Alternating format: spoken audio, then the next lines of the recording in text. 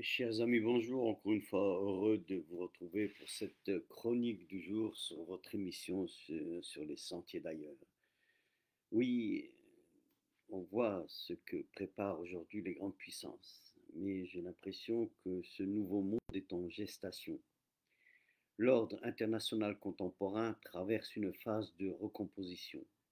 Depuis la fin de la guerre froide, la domination occidentale semblait constituer un horizon indépassable porté par la puissance militaire des États-Unis, l'intégration économique mondiale et l'hégémonie du dollar. Or, plusieurs événements récents viennent fragiliser cet équilibre. La guerre en Ukraine et, plus récemment, la remise en cause de la supériorité militaire israélienne face aux frappes iraniennes durant la guerre de ce qu'on a appelé la guerre des 12 jours. Ces bouleversements mettent en évidence une double dynamique. D'une part, l'érosion relative de la puissance occidentale et d'autre part, l'affirmation de nouveaux pôles contestant son hégémonie.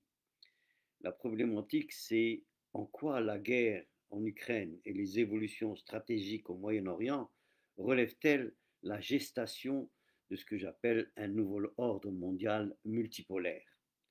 La guerre en Ukraine, oui, ça a été un catalyseur d'une recomposition géopolitique.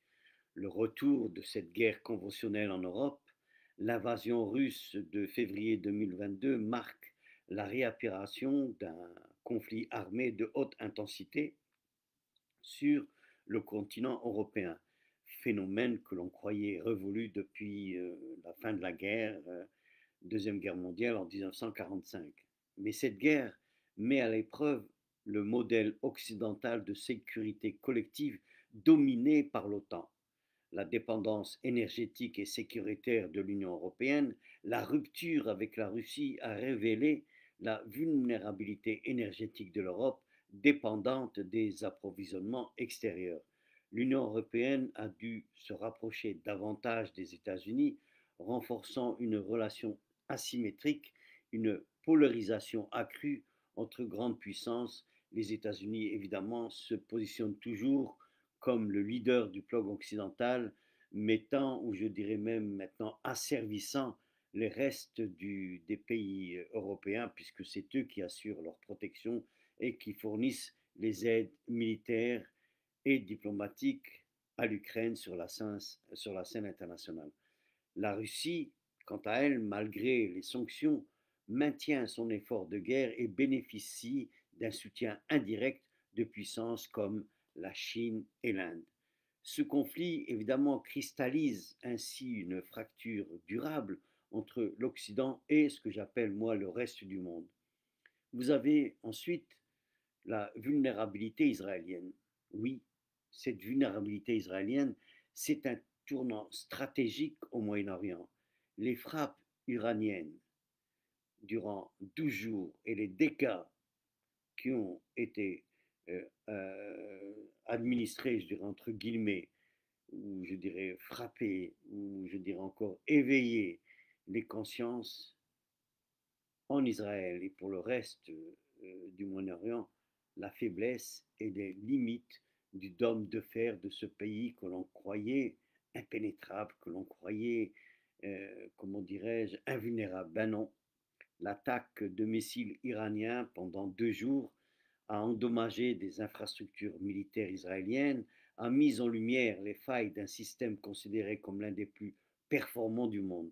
C'est une démonstration de cette vulnérabilité d'Israël qui a une portée symbolique et stratégique, mais c'est aussi une remise en cause définitive de la supériorité militaire israélienne. Cette supériorité militaire israélienne n'a jamais été confrontée à un véritable ennemi quand on s'attaque au Hamas, quand on s'attaque à des milices, petites milices telles que le Hezbollah ou bien les Houthis du Yémen. Là, nous sommes, encore une fois, face à une première confrontation avec un pays beaucoup plus grand qu'Israël, avec un pays qui a une armée qui est rodée à comment dirais-je, les,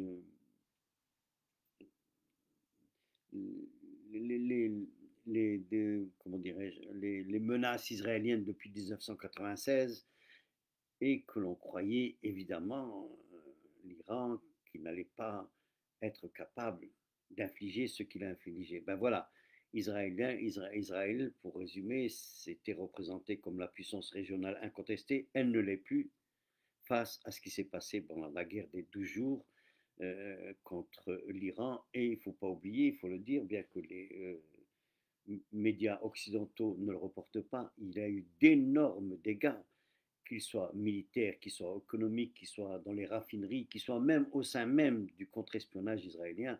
Ça a été touché, ça a beaucoup, beaucoup, beaucoup remis en cause, et comme je disais, cette supériorité militaire israélienne et cette invulnérabilité. Mais évidemment, cet épisode iranien montre que même une supériorité technologique peut être contournée par des stratégies d'offensive hybride. Et c'est ce qu'ont fait les Iraniens. Ils ont d'abord envoyé des drones pour que, connaître comment allaient réagir les Israéliens. À la suite de ça, ils avaient déjà une maquette préparée de toutes les positions stratégiques en Israël. Et finalement, ils ont envoyé leurs missiles supersoniques et on sait ce qu'ils ont fait, même si Israël avait un boycott total sur euh, la manière dont ce pays est endommagé. Maintenant, les images commencent à venir et on sait que ça a été terrible pour Israël. Donc, il y a une conséquence évidemment régionale et globale. L'équilibre sécuritaire au Moyen-Orient, il est fragilisé. L'Iran et ses alliés apparaissent comme des acteurs capables de défier l'ordre établi. Et sur le plan global, cette évolution alimente la perception que l'Occident et ses alliés ne détiennent plus le monopole de la puissance militaire décisive. Et enfin, vous avez encore une fois un nouvel ordre international multipolaire, c'est l'érosion relative de la domination occidentale. L'Occident conserve une supériorité économique et militaire, certes, mais son autorité est contestée. Le Sud global, enfin ce qu'on appelle le Sud global, c'est-à-dire l'Afrique, l'Amérique latine et l'Asie, adopte de plus en plus des positions indépendantes et refuse l'alignement automatique et cette hégémonie de l'Occident et cette hégémonie de l'OTAN, qui est l'arme, le bras séculier armé de l'Occident, évidemment avec le gendarme ou ceux qui veulent se conduire comme le gendarme du monde, c'est-à-dire les États-Unis. Mais non, maintenant vous avez une affirmation économique avec la création du BRICS et vous avez l'élargissement même du BRICS avec l'Arabie saoudite, l'Iran, l'Égypte, etc. Et ça symbolise cette recherche d'alternatives et, comme pour l'Arabie saoudite, aussi une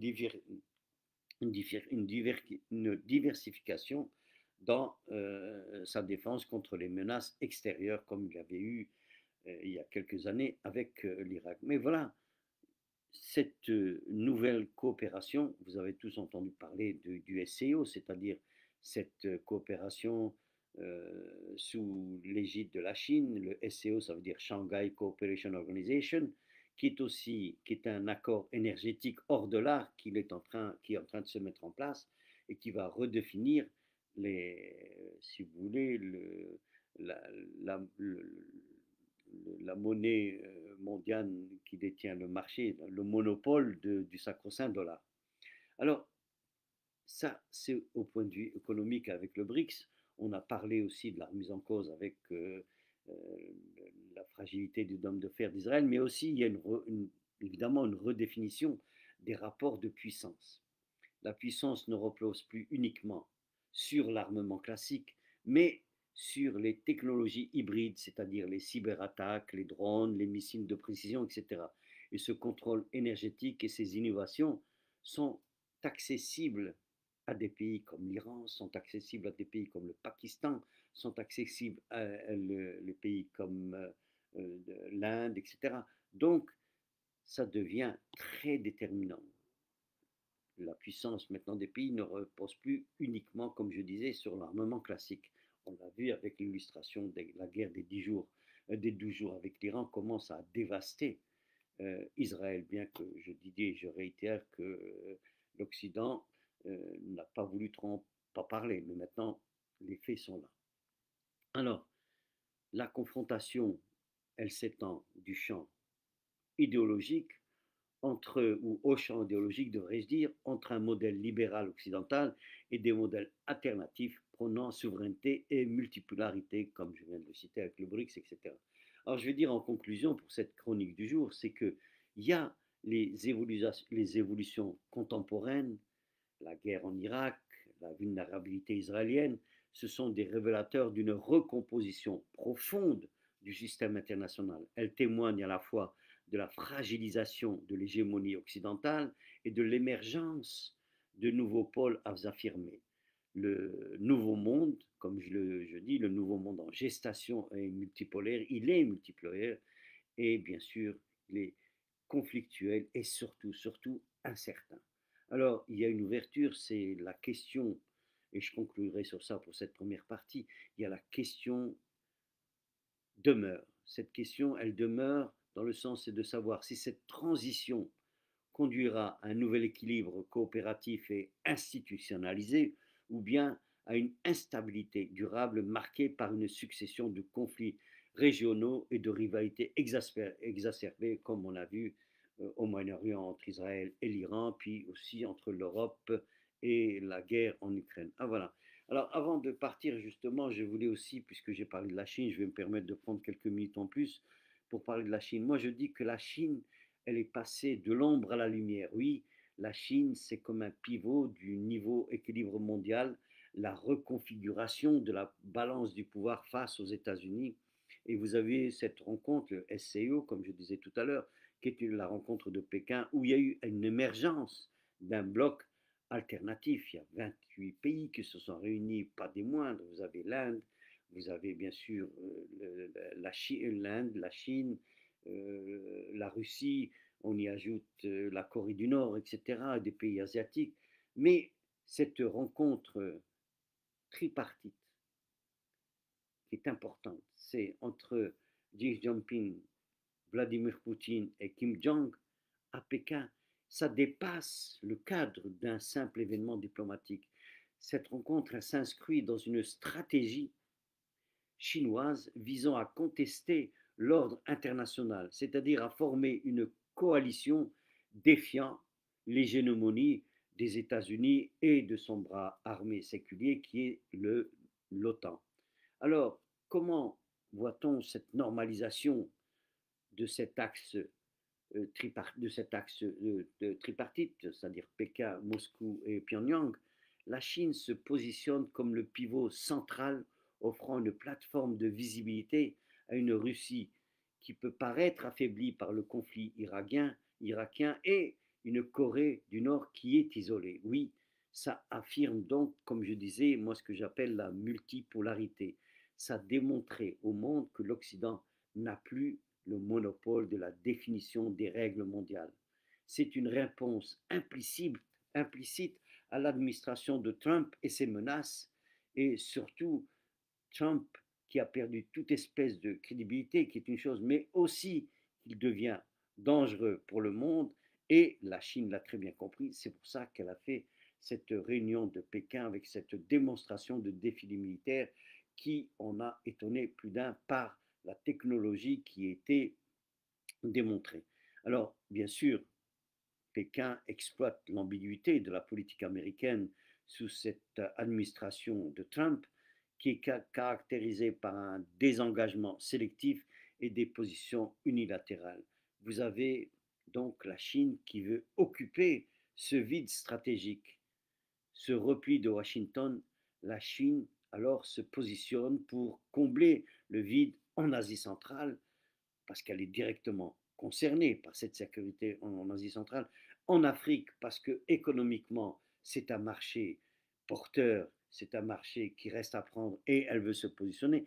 Et bien évidemment aussi, on la voit aussi la Chine dans l'Arctique parce que il y a des bases militaires américaines qui peuvent mettre la sécurité de la Chine en danger. Donc, en collaboration avec la Russie, Pékin se comment dirais-je, fait un front anti-hégémonique et face à la politique agressive de plus en plus de Trump, Pékin se présente comme le noyau d'une opposition. Et l'événement de Pékin constitue une anticipation stratégique visant à consolider des liens durables en prévention de tout scénario américain. Bon, maintenant, bien sûr, c'est un message stratégique à l'OTAN. Depuis 1921, l'OTAN a désigné la Chine, sans s'en cacher, comme un défi systémique aux côtés de la Russie. Pékin y répond en formant une constellation de puissances révisionnistes, la Russie, la Corée du Nord, l'Iran, tout cela avec des voix plus ou moins directes, mais c'est un message clair à l'OTAN. Et la Chine, encore une fois, s'est associée avec un pays comme la Russie, un pays comme la Corée du Nord, et un pays comme l'Iran, dont on a vu la puissance militaire durant le conflit avec Israël. Et ça, je pense que le message est clair. On n'est plus à vous laisser jouer seul. On vous a laissé le vacuum pendant toutes ces années, vous nous avez fait 2 guerres mondiales, vous êtes en train de faire un déséquilibre économique et pour se protéger, nous devons nous former. Et c'est pour ça que Pékin maintenant commence aussi à avoir une force militaire. Si on l'associe avec celle de la Russie, évidemment, ça va être un, entre guillemets, un ennemi qu'on ne peut plus ignorer. Il y a les démonstrations militaires à Pékin hein, qui ont envoyé un message psychologique clair. L'OTAN ne peut plus ignorer la profondeur stratégique euro-asiatique. Cela suggère une pression multifronte contre l'OTAN. Maintenant, vous avez une guerre qui est en Ukraine avec la Russie, une autre guerre qui est au Moyen-Orient avec Israël et ses voisins, et maintenant, désormais, il y a l'extrême est asiatique qui ne veut plus être honoré et qui se met en exergue also avec les Chinois et avec les Russes pour mettre, mais nous n'allons plus accepter cette mainmise de des États-Unis par l'intermédiaire de son bras séculier armé, l'OTAN. Alors voilà, bien sûr, là, ce sont des calculs stratégiques chinois, mais ils sont aussi économiques et énergétiques. Pékin sécurise son accès aux ressources russes et d'Asie centrale, contournant les circuits dominés par l'Occident. En contrepartie, Moscou et Pyongyang reçoivent un soutien économique vital. Donc on parle aussi de la naissance d'une diplomatie coercitive, c'est-à-dire que la Chine ne vise pas encore une alliance militaire formelle, mais opte pour une stratégie d'ambiguïté utile, c'est-à-dire c'est un soutien suffisamment à la Russie